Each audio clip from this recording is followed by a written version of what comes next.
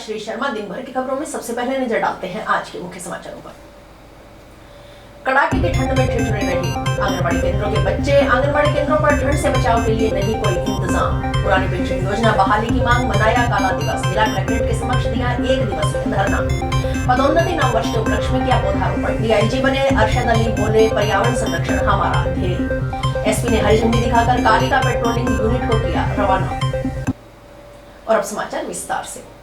सर्दी का सितम जारी है, बावजूद इसके नन्हे मुन्ने बच्चों को आंगनबाड़ी केंद्रों पर बुलाया जा रहा है। ठंड से बचाव के लिए आंगनबाड़ी केंद्रों पर कोई इंतजाम नहीं होने के कारण नन्हे मुन्ने बच्चे ठिठुरते रहते हैं। ठंड के कारण अभिभावक भी बच्चों को आंगनबाड़ी केंद्रों में भेजने से कतराते हैं। अभिभावकों ने मांग की है कि स्कूलों की तरह आंगनबाड़ी केंद्र के बच्चों की भी छुट्टी की जाए। वार्ड 36C आंगनबाड़ी केंद्र की पुष्पा अरोड़ा ने बताया कि उनके आंगनबाड़ी केंद्र में कुल 43 बच्चे हैं। कड़ाके की सर्दी के कारण अधिकतर बच्चे आंगनबाड़ी केंद्र में नहीं आ रहे। कुछ बच्चों को भी बुलाकर भी लाते हैं, लेकिन आंगनबाड़ी केंद्र में ठंड से बचाव के लिए कोई व्यवस्था नहीं। इस कारण बच्चे ठंड में ठिठुरते रहते हैं। आर्थिक रूप से कमजोर परिवारों से होने के कारण इन बच्चों में कईयों के पास स्वेटर तो कईयों के पास जूते तक नहीं हैं। उन्होंने कहा कि आंगनबाड़ी केंद्र का उद्देश्य है कि बच्चों का कुपोषण दूर हो सके, बच्चे शिक्षा से वंचित न रहें। आंगनबाड़ी केंद्र के बच्चों की छुट्टियां न होने के कारण बच्चे सर्दी से परेशान हैं। उनका प्रयास रहता है कि बच्चों को लिखना पढ़ना सिखाएं और व्यवस्थित रूप से बैठाएं, लेकिन वे सर्दी के कारण बैठ नहीं पाते।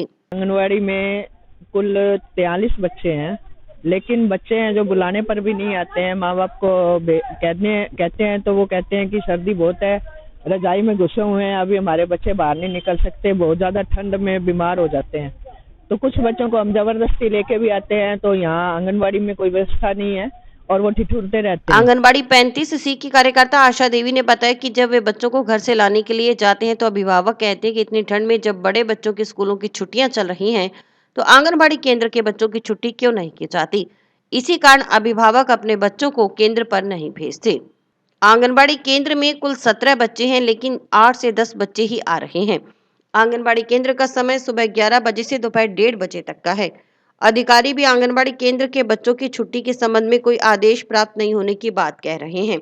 वहीं बच्चों के परिजनों ने कहा कि कड़ाके की सर्दी में बड़े बच्चों की छुट्टियां हैं, लेकिन आंगनबाड़ी केंद्र के छोटे छोटे बच्चों की छुट्टियां नहीं हैं।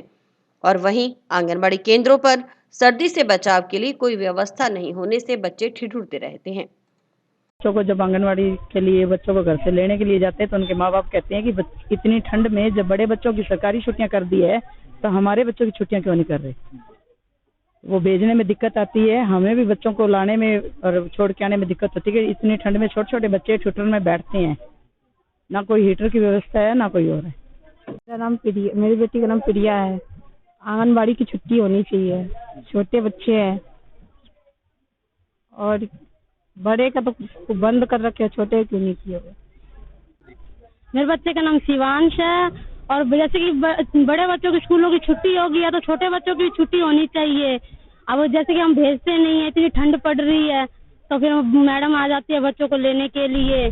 तो छोटे बच्चों की छुट्टी होनी चाहिए, इतनी ठंड बहुत पड़ रही है।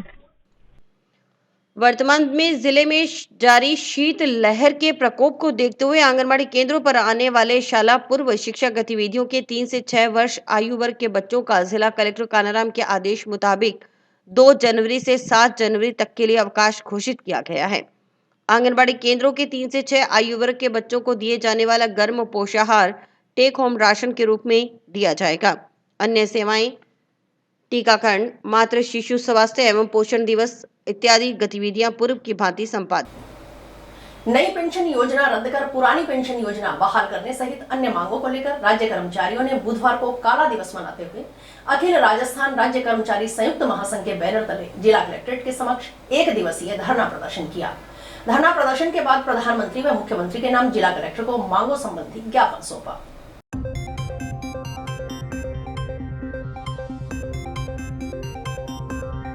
राजस्थान सरकार में ओपीएस लागू किया है, लेकिन ओपीएस सिस्टम से लागू नहीं किया है। वो एनपीएस को बंद कर दिया है, उसको यूपीएस कर रहे हैं और उसके विरोध स्वरूप हमने आज हनुमानगढ़ जिला मुख्यालय पर ब्लैक डे मनाया है। और हमारा मांग पत्र है वो हम जिला कलेक्टर को ज्ञापन सौंपेंगे। उसमें हमारी कुछ प्रमुख मांगे हैं। उसमें सबसे पहले है कि हमारा ऑफिस दिया जाए, ऑफिस पुरानी पेंशन बहाल की जाए और कोरोना काल का जो डीए है एरियर 2019 से 2021 तक का है वो हमें नगद भुगतान किया जाए और जो निजीकरण किया जा रहा है वो बंद किया जाए। इस तरह हमारे काफ़ी मांगे हैं, उसके मांगों को मनवाने के लिए आज हम ज्ञापन देंगे और आज शाम तक हमारा धरना प्रदर्शन रहेगा। 1 जनवरी 2004 से जो कर्मचारी राजकीय सेवा में आए थे उनके लिए एनपीएस लागू की गई थी। हमारे लंबे संघर्ष के बाद राजस्थान सरकार ने ओपीएस तो लागू कर दी है, लेकिन कर्मचारियों के जीपीएफ अकाउंट में अभी तक उनके द्वारा जो कटौती की गई थी वो कटौती की राशि जो है अभी तक उनके खाते में नहीं आई है।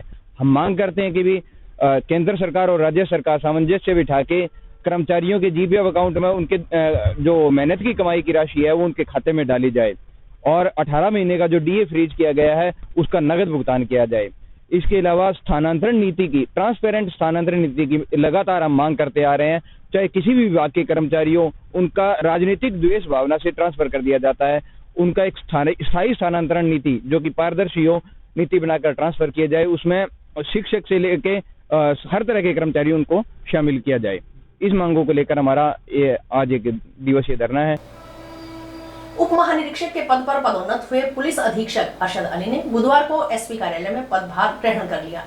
पदभार ग्रहण करने के मौके पर मौजूद जिले भर के पुलिस अधिकारियों व कर्मचारियों ने एसपी अरशद अली को बुके भेंट कर बधाई दी।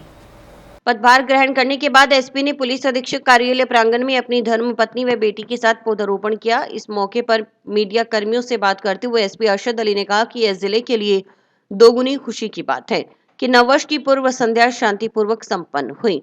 किसी प्रकार का कोई व्यवधान और कानून व्यवस्था की स्थिति उत्पन्न नहीं हुई। इसके साथ साथ नए साल में सरकार ने उन्हें तोहफा देते हुए डीआईजी के पद पर पदोन्नति दी है। यह सब लोगों के स्नेह और दुआओं का ही परिणाम है। जब तक वे जिले में पद स्थापित हैं तब तक अच्छे से सेवाएं देंगे। एसपी ने कहा कि पर्यावरण संरक्षण हमारा ध्येय है। वे शुरू से ही वृक्षारोपण करते आ रहे हैं। नववर्ष व पदोन्नति के उपलक्ष्य में पौधारोपण किया गया है। इसके जरिए लोगों को संदेश देने का प्रयास किया गया है कि पर्यावरण की सुरक्षा करें। प्रत्येक व्यक्ति अगर एक पौधा लगाए तो पर्यावरण को बहुत अच्छे से संरक्षित किया जा सकता है। गौरतलब है कि राज्य सरकार के कार्मिक विभाग की ओर से नववर्ष की पूर्व संध्या पर आईपीएस अधिकारियों को पदोन्नति का तोहफा दिया गया है। इसमें डीआईजी के पद पर पदोन्नत हुए आईपीएस अरशद अली फिलहाल राज्य सरकार के आगामी आदेशों तक हनुमानगढ़ में एसपी के तौर पर ही यथावत कार्य करते रहेंगे। यहाँ पर्यावरण संरक्षण वैसे ही हमारा बेहतर ध्येय है और शुरू से ही अपनी काफी पर्यावरण से वृक्षारोपण किया है। तो आज भी नववर्ष भी है और पदोन्नति भी है, जिससे मैं लोगों को एक संदेश देने के लिए कि पर्यावरण की सुरक्षा करें और प्रत्येक व्यक्ति अगर एक पेड़ लगाए, 1 person 1 tree, तो मैं समझता हूँ कि हम पर्यावरण को बहुत अच्छे से पुलिस अधीक्षक अरशद अली ने बुधवार को नववर्ष के मौके पर एसपी कार्यालय परिसर से कालिका पेट्रोलिंग की 3 यूनिट को हरी झंडी दिखाकर रवाना किया। कालिका पेट्रोलिंग यूनिट महिलाओं की सुरक्षा के लिए भीड़ भाड़ वाले इलाकों में तैनात रहकर मंचलों पर नजर रखेगी। इस मौके पर ASP Janesh Tanwar, DSP Meenakshi, SC ST cell CU Ranveer Sain, junction थाना प्रभारी सतपाल बिश्नोई, टाउन थाना प्रभारी मोनिका बिश्नोई, महिला थाना प्रभारी कविता पुनिया, पुलिस निरीक्षक सुभाष कछावा सहित कई पुलिस अधिकारी और कर्मचारी मौजूद रहे। एसपी ने बताया कि कालिका पेट्रोलिंग यूनिट राज्य सरकार की महत्वपूर्ण योजना है। महिलाओं को सुरक्षा प्रदान करने के उद्देश्य से यह योजना शुरू की गई। कालिका पेट्रोलिंग यूनिट उन भीड़भाड़ वाले इलाकों जहां महिलाओं की ज्यादा उपस्थिति रहती है, वहां घूमने वाले मंचलों के घूमने फिरने या बदमाशी करने वालों पर लगाम लगाने के लिए तैनात रहेगी। इसके साथ साथ सिटीजन वुमेन हेल्प ऐप भी राजस्थान पुलिस की ओर से लॉन्च किया गया है। इस ऐप पर इमरजेंसी एसओएस शुरू किया गया है। एक पुश बटन के साथ ही पुलिस के पास कॉल आएगी। इसके बाद कालिका पेट्रोलिंग यूनिट व 1090 व्हीकल मौके पर पहुंचेगा। एसपी ने कहा कि महिलाओं की सुरक्षा के लिए सरकार की प्राथमिकता के अनुसार नववर्ष पर कालिका पेट्रोलिंग यूनिट का शुभारंभ किया गया है। अभी 3 यूनिट बनाई गई है। प्रत्येक वाहन पर 2-2 प्रशिक्षित बालिकाएं रहेंगी जो आत्मरक्षा के लिए भी प्रशिक्षित हैं और वाहन चलाने के लिए भी। राज्य सरकार की ओर से इस यूनिट को नई स्कूटियां उपलब्ध करवाई गई हैं। कालिका पेट्रोलिंग यूनिट जिला मुख्यालय पर रहेगी। आगामी समय में इसे आवश्यकता अनुसार बड़े कस्बों में भी भेजा जाएगा। तो सभी हनुमानगढ़ वासियों को मेरी तरफ से नववर्ष 2025 की बहुत बहुत शुभकामनाएं। और हमारे लिए डबल खुशी की बात है कि नववर्ष की संध्या, पूर्व संध्या और बहुत शांतिपूर्ण से संपन्न हुई। किसी प्रकार का कोई व्यवधान और कानून व्यवस्था की कोई स्थिति उत्पन्न नहीं हुई। और उसके साथ साथ नए साल में सरकार ने हमें तोहफा भी दिया, पदोन्नति हुई। इसका आप सबकी दुआएं और आप सबके स्नेह का यही परिणाम है। और आपका स्नेह और ये दुआएं इसी प्रकार से बनी रहे ताकि इस क्षेत्र में जब तक भी हैं आपको अच्छे से सेवाएं दे सकें। कालिका क्या योजना है सर, जो आज हरी झंडी दिखाई है आपने? आज हमने कालिका पेट्रोलिंग यूनिट की शुरुआत की है। ये राज्य सरकार की एक महत्वपूर्ण योजना है कि महिलाओं को कैसे सुरक्षा प्रदान की जाए। तो ये जो भीड़ भाड़ वाले इलाके हैं या जहाँ महिलाओं का ज़्यादा प्रेजेंस है और कहीं मंचलों का ज़्यादा कोई घूमने फिरने बदमाशी करने का है, उन जगहों पे ये तैनात रहेंगी। और उसके साथ साथ में अभी citizen help, women help app भी राजस्थान पुलिस ने लॉन्च किया है। इसका भी आप मीडिया के सामने हमने खूब सारा आपके थ्रू प्रचार भी करवाया है। अब एक इमरजेंसी SOS भी शुरू कर दिया है। ये पुश बटन के साथ ही आपकी कॉल हमारे यहाँ आएगी। और कालिका पेट्रोलिंग यूनिट भी, और इसके साथ साथ में 1090 अलग से व्हीकल भी लगाया है। तो महिलाओं की सुरक्षा के लिए जो सरकार की प्राथमिकता है उसके अनुसार आज कालिका पेट्रोलिंग यूनिट का। एक सवाल के जवाब में एसपी अरशद अली ने बताया कि नए साल में नई उमंग और नई ऊर्जा के साथ नशा व जुए सट्टे के खिलाफ काम किया जाएगा। यही ध्येय रहेगा कि जिस प्रकार जुआ, सट्टा व नशे के खिलाफ जो कार्रवाई पूरी टीम ने मिलकर की, उसी तरह कार्रवाई पूरी हो और दोगुनी ऊर्जा के साथ कार्य करें, ताकि जहां पर भी थोड़ा बहुत नशा बिक रहा है वहां जड़ मूल से नष्ट हो जाए। बिल्कुल एकदम नई उमंग और नई ऊर्जा के साथ फिर से इसी पे काम करेंगे। और हमारा बिल्कुल ये ध्येय रहेगा, जिस प्रकार जुआ और सट्टा और नशे के खिलाफ जो कार्रवाई हमारी पूरी टीम ने मिलकर की है, हम पूरी एनर्जी के साथ, डबल एनर्जी के साथ और करेंगे कि जहाँ भी थोड़ा बहुत बचा है वो भी बिल्कुल ये जड़मूल से नष्ट हो जाए। आप सबका सहयोग चाहिए, जनता का सहयोग इसी प्रकार से मिलता रहे। जैसे कि सूचनाएं आप मुझे गोपनीय रूप से देते रहे, उसी के बदौलत ये सब संभव हुआ है। आगे भी आप ऐसा ही स्नेह और सहयोग बनाए रखें और आपका स्नेह रहेगा, आप सूचना देते रहेंगे। तो मुझे पूरी उम्मीद है कि नए साल में पहले महीने में हम इसको पूर्णतः नष्ट करने में सफल होंगे। एसपी ने बताया कि 3 जनवरी से जिले भर में नशे के खिलाफ विशेष अभियान चलाया जाएगा, जो पूरे माह चलेगा। इसके लिए पुलिस कर्मियों को शपथ दिलाई गई।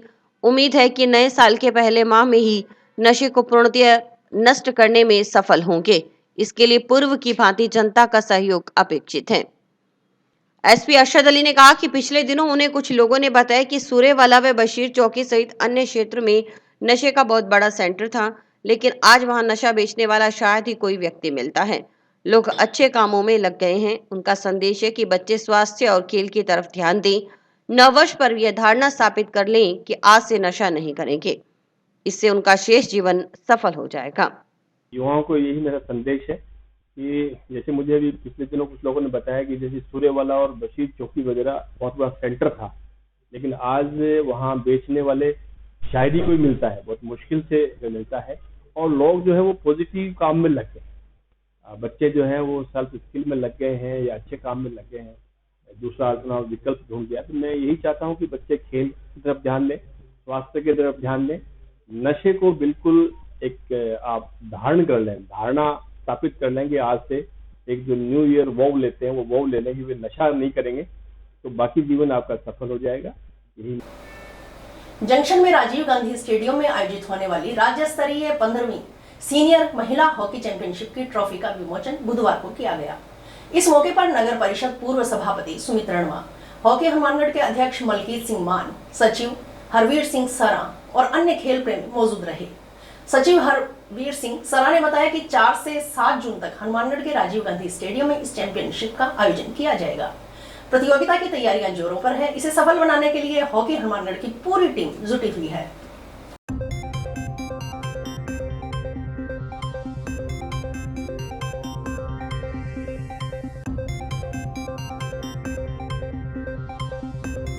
नए साल के शुभारंभ में Rajasthan hockey senior women's championship जो कि हनुमानगढ़ में होने जा रही है, उनकी प्रथम स्थान, द्वितीय स्थान और तृतीय स्थान की लिए ट्रॉफी का अनावरण इस समारोह में सभी पदाधिकारी व इस आयोजन से जुड़े हुए खिलाड़ी भी उपस्थित थे। यह टूर्नामेंट राजीव गांधी स्टेडियम में 4 जनवरी से लेकर 7 जनवरी तक होगा। सभी तैयारियां जोरों शोरों पर है।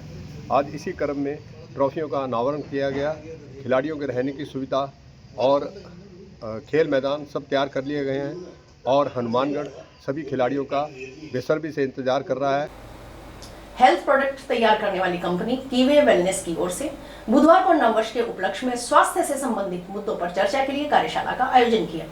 इस दौरान सांस्कृतिक कार्यक्रमों का आयोजन भी किया गया। काफी संख्या में लोगों ने कार्यक्रम में हिस्सा लिया। कार्यक्रम में मुख्य अतिथि के रूप में अतिरिक्त सूचना एवं जनसंपर्क अधिकारी राजपाल लंगोरिया ने शिरकत की।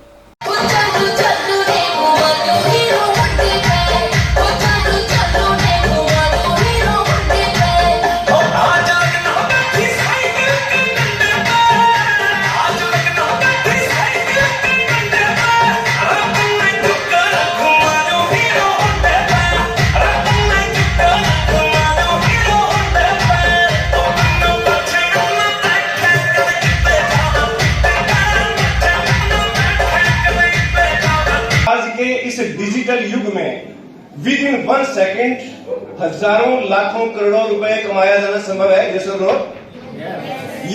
संभव है। हम नहीं कमा रहे वो एक अलग बात है, लेकिन अभी जो मुकेश जी ने नाम गिनाए थे, टाटा, बिरला, जकरबर्ग, पता नहीं कौन कौन से मस्क गिनाए, मास्क जो है वो कोरोना काल के बाद अमीर हो गए, है ना। तो इन लोगों के अडानी अंबानी, इन लोगों के खातों में पर सेकंड हजारों लाखों करोड़ों रुपए का टर्नओवर होता है। इट मीन ये चीज संभव है। इट मीन ये चीज इस दुनिया में संभव है कि विद इन 1 सेकंड हजारों लाखों करोड़ों रुपए कमाया जाना संभव है। एक बात। दूसरा प्रश्न फिर यस और नो में उत्तर देना है। क्या इस दुनिया के सारे मस्क, सारे टाटा, बिरला, अडानी, अंबानी सब मिल करके अपनी सारी पूंजी खर्च करके क्या इस दुनिया में 1 सेकंड कमा सकते हैं? यस और नो? कमा सकते हैं? कमा सकते हैं क्या? नहीं कमा सकते। इट मीन आप घर जाके सारे एक बात का मनन करना कि हमारे जीवन में 1 सेकंड का की कीमत।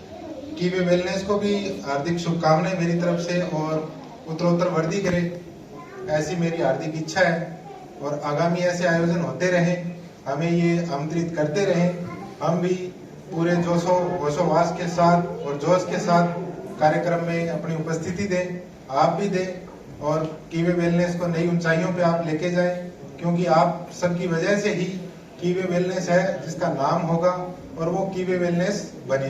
आज 1 जनवरी 2025 को कीवे वेलनेस, जो कि हेल्थ प्रोडक्ट्स की एक बहुत ही शानदार कंपनी है, उसके द्वारा नव वर्ष सेलिब्रेशन के उपलक्ष्य में और हेल्थ से रिलेटेड हमने आज एक वर्कशॉप की, जिसके अंदर कुछ रंगारंग कार्यक्रमों का आयोजन किया गया। सभी लोगों ने शानदार तरीके से इसमें कीवे वेलनेस एक प्रीमियम क्वालिटी के हर्बल प्रोडक्ट उपलब्ध करवाता है, जो हमारी दैनिक जीवनचर्या के लगभग सभी रोगों के इलाज करने के काम करते हैं। इसके अलावा जो हमारी एनर्जी से रिलेटेड है, जो हमारे कुछ प्रोडक्ट हमारे इस तरह के हैं जो हमारे जीवन की एनर्जी को बढ़ा देते हैं, जिसमें हम स्फूर्तिवान महसूस करते हैं। लगभग 300 प्रोडक्ट लेकर के कीवे वेलनेस कंपनी बाजार के अंदर आ चुकी है। जनवादी लेखक संघ व जन नाट्य मंच की ओर से बुधवार को जिला मुख्यालय पर नुक्कड़ नाटक एवं जन नाट्य मंच रचयिता सफदर हाशमी की पुण्यतिथि मनाई गई। सर्वप्रथम सफदर हाशमी के चित्र पर पुष्प अर्पित कर उन्हें पुष्पांजलि दी गई। कार्यक्रम में कला प्रेमी मौजूद रहे। बहादुर सिंह चौहान ने बताया कि नुक्कड़ नाटक रचयिता एवं जन नाट्य मंच रचयिता सफदर हाशमी एक कम्युनिस्ट नाटककार और निर्देशक थी, जिन्हें भारत में स्ट्रीट थिएटर में उनके काम के लिए जाना जाता है। वह एक अभिनेता, गीतकार और सिद्धांतकार भी थे। उन्हें आज भी भारतीय राजनीतिक रंगमंच में एक महत्वपूर्ण आवाज माना जाता है।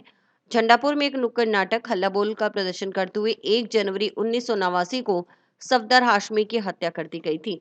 पूरी दुनिया में कला प्रेमियों ने इसके खिलाफ प्रदर्शन किया। फिल्मी दुनिया से जुड़े कलाकार भी इसमें शामिल हुए। कला प्रेमियों ने सफदर हाशमी की शहादत पर मौन जुलूस निकाले। बताया गया कि नुक्कड़ नाटक के साथ साथ इस तरह के कार्यक्रम किए जाते हैं जिसमें सफदर हाशमी की बरसी मनाई जाती है। इसी कड़ी में लगातार 35वें साल ये कार्यक्रम आयोजित किया गया।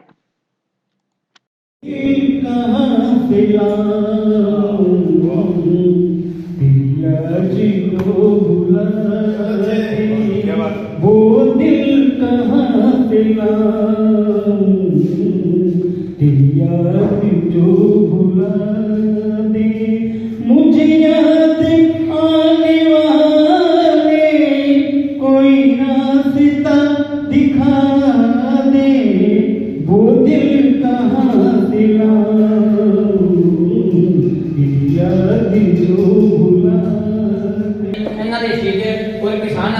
शहीद हुए, 83 के दंगे च शहीद हुए। कुछ उन्होंने वास्ते मैं 2 लाइनां लिखियां दिल्ली के अंदर। दिल्ली नी सुन दिखा दिए कालिए, मामा दे पुत्तां नूं मराउण वालिए, कई घर तू उजाड़ दिते वहने नी कई ने तबाह करते, कई मामा दे तू पुत्त मरवा के नी दिल्लीए सभा कर दे, मामा दे तू पुत्त मरवा के नी दिल्लीए सभा कर दे। आज शहीद सफदर हाशमी जो कि बहुत मशहूर नुक्कड़ नाटक करता थे, उनको दिल्ली के अंदर साहिबाबाद में सन 1989 को नाटक करते हुए शहीद कर दिया गया गुंडों द्वारा।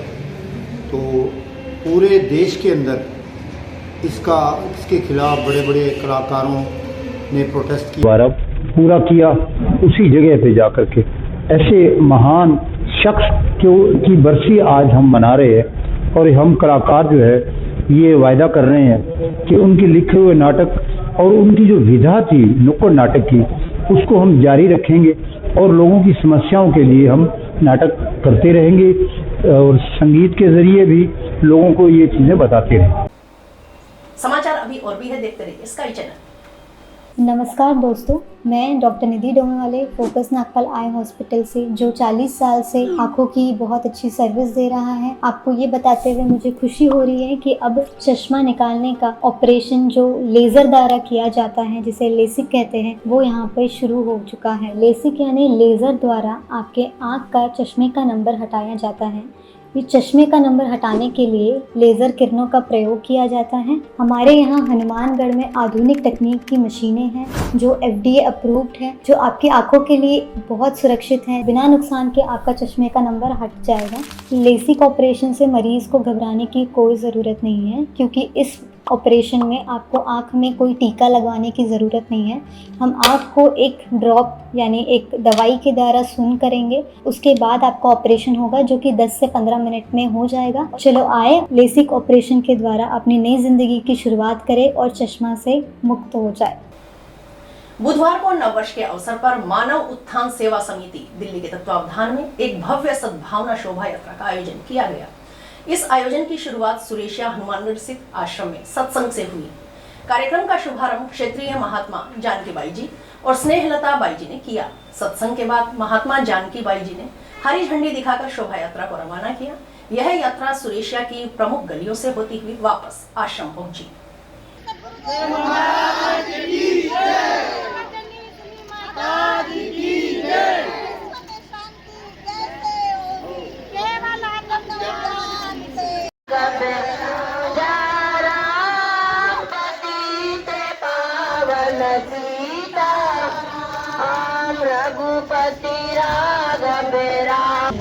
हमारी संस्था मानव उत्थान सेवा समिति का उद्देश्य आज नए साल के उपलक्ष्य में सद्भावना, भाईचारा एवं आत्मज्ञान के फैलावा के उपलक्ष्य में आज की सद्भावना, और ये संस्था सामाजिक सेवा के साथ साथ में आत्मज्ञान का प्रचार भी कर रही है और समाज की सेवा में वृक्षारोपण, mission education, mission medicine, free निदान कैंप, ब्लड कैंप जैसा आयोजन करके समाज की सेवा के साथ साथ में आत्मज्ञान का फैलावा, शांति, भाईचारा का फैलावा करने का हमारा लक्ष्य उद्देश्य है।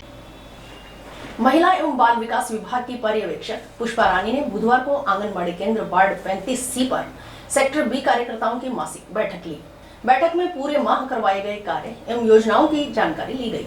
महिला पर्यवेक्षक पुष्पा रानी ने बताया कि केंद्र सरकार की ओर से प्रधानमंत्री मातृत्व वंदना योजना शुरू की गई है।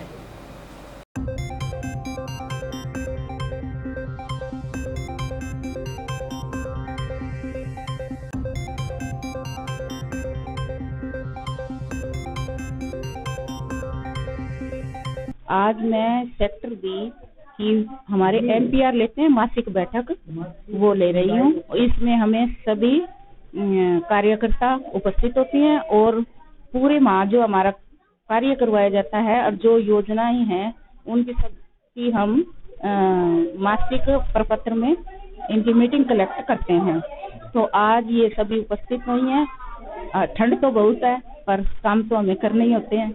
तो इस बारे में हमने आज इनकी मासिक और साथ में हम न्यू ईयर भी मनाएंगे। योजनाएं हमारे लेटेस्ट में चल रही है PMY की, फर्स्ट बच्चे की और दूसरे बच्चे पे भी मिलती है जो PMY से, और IGPMY के 2000 रुपये होते हैं वो, उनके बारे में ये हमारे अभियान चल रहा है, 5 जनवरी तक चलेगा।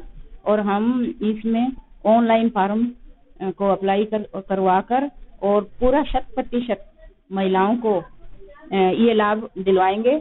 और आज हम इस पे ही पूरा काम कर रहे हैं और आज भी यही रहेगा। और हम 5 तारीख तक, 5 जनवरी तक इसी अभियान में लगे हैं, कोई भी महिला, पात्र महिला ना छूटे।